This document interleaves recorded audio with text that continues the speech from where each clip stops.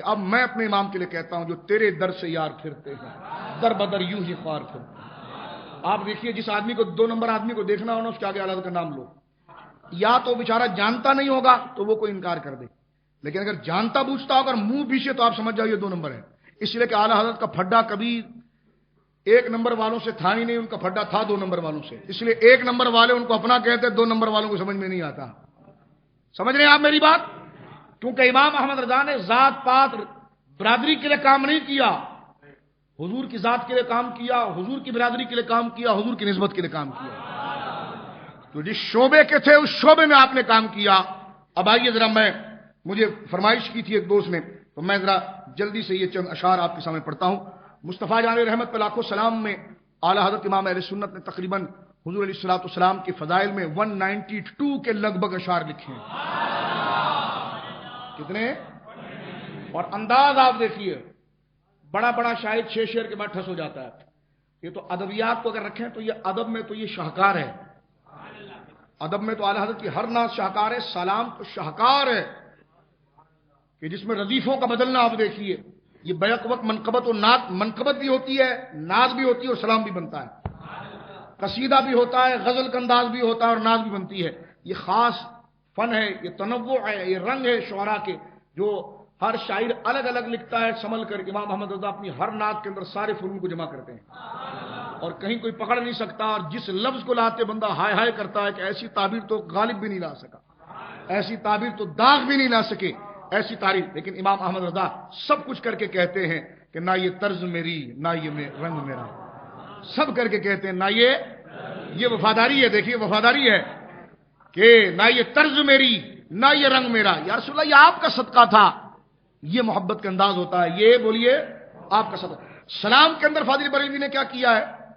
انداز اختیار کیا، پہلے حضور کی نبوت اور شان اور عظمت پر کلام کیا، پھر حضور کے وجود پر آ گئے، پھر بالوں پر، پھر پیشانی پر، پھر بہووں پر، پھر آنکھوں پر، پھر ناک پر، پھر لبوں پر، پھر رخسار پر، پھر گردن پر، پھر سینے پر، پھر بطن پر، پھر رانوں پر، فخذ پر، پھر 7 پنڈلیوں پر، پھر پاؤں پر، پھر پاؤں کے نیچے لگنے والی شے پر، پھر جسم مکمل ہوا تو پھر تعلیم پر آ گئے کہ حضور کی سیرت کیا تھی، غریبوں کے بارے میں کیا تھی، فلاں کے بارے میں کیا تھی، فلاں کے بارے میں کیا تھی، فلاں کے بارے میں کیا تھی، سب چیز کو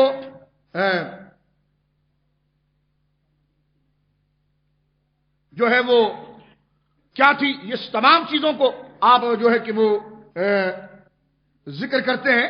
اور پھر اس کے بعد جب سرکار علیہ الصلوۃ والسلام کا نبوت وصف اصل وہ ذکر ہو جاتا ہے، سراپا ذکر ہوتا ہے، اور سراپا جب ذکر ہوتا ہے نا تو بڑے بڑے شاعر بھاگ جاتے ہیں، ایک شاعر اگر سر کی بات کرتا تو دوسرے شاعر نے پاؤں کی بات کر رہا ہوتا ہے۔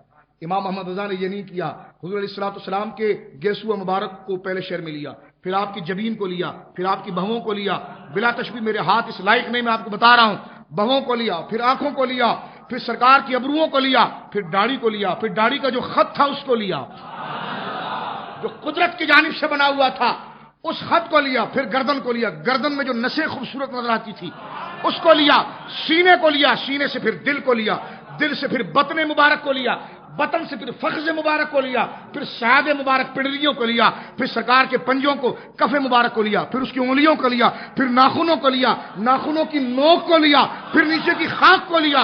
جب یہ سراپا مکمل ہو گیا، یہ ایک معجزہ ہے خدا کی قسم۔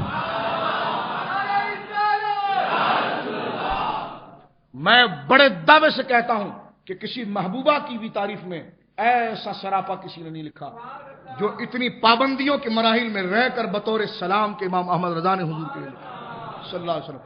پھر حضور کی تعلیم کی طرف آئے روز اول سے، پھر تعلیم کے بعد پھر حضور کی ہجرت پر آئے، ہجرت کے بعد پھر حضور کے خلفاء پر آئے، پھر صدیق اکبر پر، فاروق اعظم پر، عثمان غنی پر، مولا علی پر، پھر عشرہ مبشرہ پر، پھر سارے صحابہ پر، پھر سارے صحابہ کے بعد سیدہ زہرا پر، سیدہ زہرا پر، ازواج مطہرات پر، سیدہ خدیجۃ الکبریٰ پر، پھر حضرت عائشہ پر، پھر حضرت عائشہ کے بعد سید عالم صلی اللہ علیہ وسلم کے جملہ ازواج مطہرات پر، پھر اس کے بعد آ گئے ائمہ پر، امام اعظم ابو حنیفہ پر، امام شافعی پر، امام مالک پر، امام احمد پر، پھر اس کے بعد آگے مفسر اور محدث پر، پھر آگے اولیاء پر، پھر اولیاء میں شہنشاہ غوث اعظم پر، غوث اعظم سے آگے پھر ان کے مریدین پر، پھر ان مریدین سے اپنے شیخ پر آ گئے، پھر اپنے شیخ سے پھر اپنے پیر پر آ گئے، اپنے پیر سے پھر اپنی بات کی، اپنے ماں باپ کے لیے دعا کی، پھر امت کی طرف آ گئے، امت کی بات کر دی اور امت کی بات کر کے کہنے لگے پر یا رسول اللہ پھر کیا ہے، کاش میں شر میں پھر آخر میں لا کر اپنی حاضری پیش کی اور اس کے بعد پھر عز و نیاز کے لیے دوبارہ اس مطلع کے شعر کو شروع کیا مصطفیٰ جان رحمت پہ لاکھوں سے. تو یہ 192 سے زیادہ اشعار ہیں. آئیے اس کو ذرا جلدی جلدی پڑھتے ہیں. درود پاک پڑھیے. بسم اللہ الرحمن اللہم صلی علی محمد وبارک. درود پاک زور سے پڑھیے.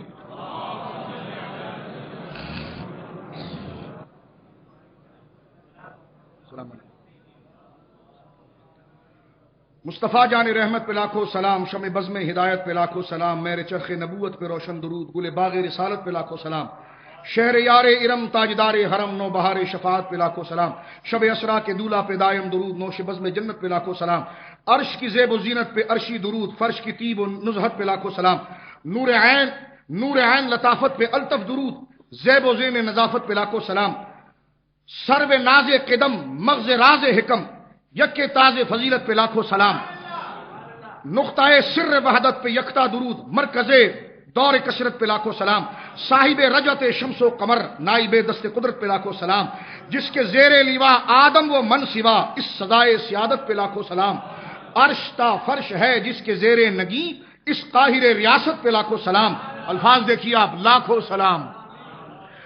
اصل ہر بود و بہبود تخم وجود قاسم کنز نعمت پہ لاکھوں سلام، فتح باب نبوت پہ بے حد درود، ختم دور رسالت پہ لاکھوں سلام، شرق انوار قدرت پہ نوری درود، فتح کے اظہار قربت پہ لاکھوں سلام، بے سیم و قیسم و عدیل و مسیل جوہر فرد عزت پہ لاکھوں سلام، سر غیب ہدایت پر غیبی درود، عطر حبیب نہایت پہ لاکھوں سلام، ماہ لاہوت خلوت پر لاکھوں درود، شاہ ناسوت کی جلوت پہ لاکھوں سلام، کنز ہر بے کس مطلع ہر سعادت پہ اسعد درود، مقطع ہر سعادت پہ لاکھوں سلام، پر تو اس میں ذات احد پہ درود، نسخہ جامعیت پہ لاکھوں سلام، خلق داد رس سب کے فریاد رس کہف روز مصیبت پہ لاکھوں سلام، مجھ سے بے کس کی دولت پہ لاکھوں درود، مجھ سے بے بس کی قوت پہ لاکھوں سلام، انتہائے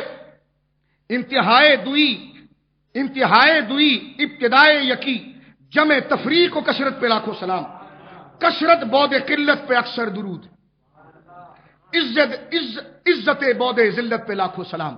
یہاں پر ایک سوال کا جواب سن لیجئے. یہ دیوبندی اس پر اعتراض کرتے ہیں. اب بعد اور بعد ایک طرح لکھا جاتا ہے، بعد اور بعد با عین دال، جاگ رہے ہو؟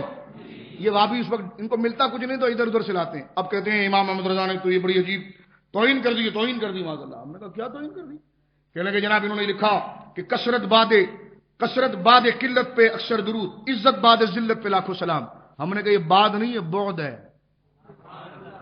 باد نہیں ہے، بعد کا معنی دوری، بعد کا معنی لکھا جائے گا ایک ہی طرح. بولیے، لکھا جائے گا ایک ہی طرح. یعنی اعلیٰ فرما رہے کثرت بعد قلت پہ اکثر درود. حضور اللہ نے آپ کو ایسی کثرت عطا فرمائی جس سے قلت بہت دور ہے، اور اسی کثرت پر لاکھوں درود. اور عزت بعد ذلت پہ لاکھوں سلام. آپ کو ایسی عزت دی ہے جس سے پسپائی اور ذلت بہت دور ہے ہی نہیں. تو بعد پڑھا جائے گا. کیا پڑھا جائے گا؟ اور اگر اس کو بعد پڑھیں گے تو یہ نعت ہے، اور بات پڑھیں گے تو یہ منقبت ہے. بات پڑھیں گے تو کیا بن جائے گی؟ اس لیے کہ بعد کا معنی ہے کہ یا رسول اللہ عزت بعد ذلت پہ لاکھوں سلام. یعنی اللہ نے جو آپ کو عزت دی ہے اس کی ایسی عزت ہے کہ اس کا خلاف تو سامنے ہو ہی نہیں سکتا. اور اگر صحابہ کے لیے پڑھیں گے تو پھر بات پڑھیں گے کہ عزت بعد ذلت پہ لاکھوں سلام. عزت یعنی ظاہر سی بات ہے ایمان نہیں تھا، پسپائی تھی، نور نہیں آیا تھا. اور پھر کیا ہوا؟ عزت مل گئی. کس کے بعد؟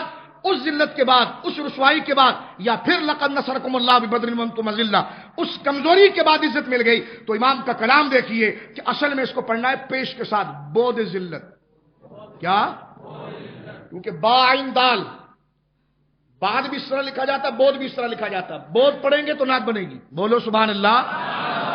یہ دیوبندیوں کے جو اس دور کے چیمپئن مناظر ہیں نا، یہ اس کو پیش کرتے ہیں. یہ دیکھو کیا لکھ دیا.